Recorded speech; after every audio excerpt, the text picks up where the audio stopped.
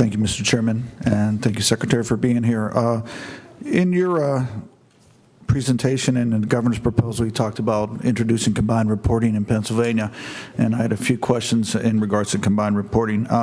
First off, do you have any projections for additional revenues? I know it doesn't start until January 2016, but in the 2015-16 budget as well as years thereafter, do you have any revenue projections for that, additional revenues?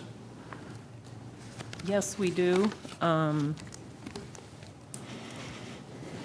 mean independent of the rate reduction? Yes.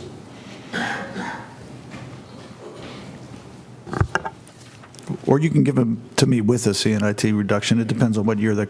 Okay, combined with the rate reduction, the net effect is a reduction of $250 million in 15-16, a net reduction of $391 million in 16-17. Okay, so that is taking the CNIT reduction for everybody. Right.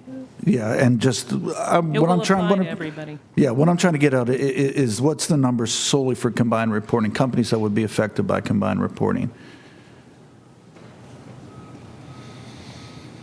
The impact of just the combined reporting piece, there is no impact in 15-16. It would first be felt in 16-17, and that would be $507.6 million, offset by rate reductions of $898.6 million, Okay.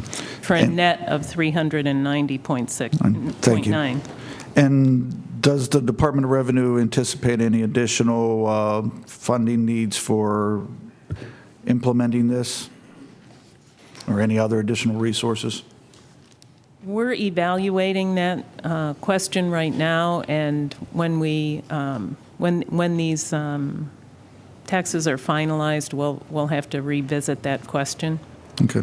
And over the years, in the 5 years I've been here, and even prior to that, I've heard a lot of discussions about Delaware loophole and combined reporting and add-back provisions, and I've heard a lot of different comments made. And one thing I've heard is that FASB's FIN 48, many businesses no longer will find it beneficial to use a Delaware loophole, so many have stopped using it because of that which was issued in 2007, I believe. And also I had read something that the Council on State Taxation had put out that commented that states that have already enacted add-back provisions can expect significantly reduced additional revenue from combined reporting. Add-back provisions achieve much of the same revenue effect as combined reporting. Do you have any comment on that, and more importantly, was that considered in how you figured out the revenue changes?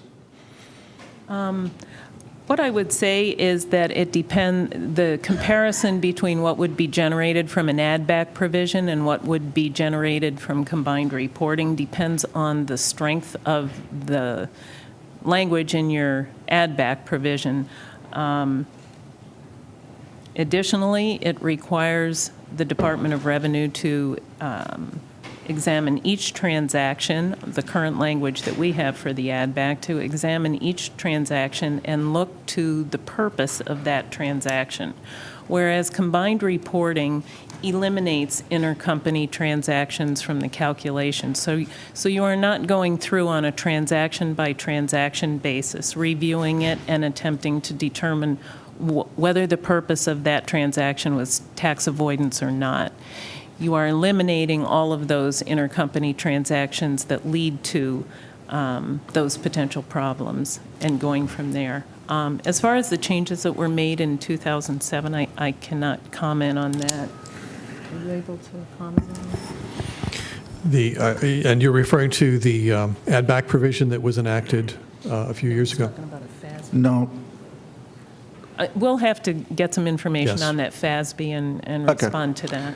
And just a general question, as far as the competitive business climate, since there's 23 states that have combined reporting, do you feel that adding combined reporting to Pennsylvania puts that at some type of competitive disadvantage? Because a lot of states that don't have combined reporting are from states that we've heard of their governors or whatever coming up here looking for recruiting businesses. I think actually sticker shock impact of the 9.99% rate and the constant conversation about Pennsylvania having the second highest corporate income tax rate in the country is more damaging to the public perception.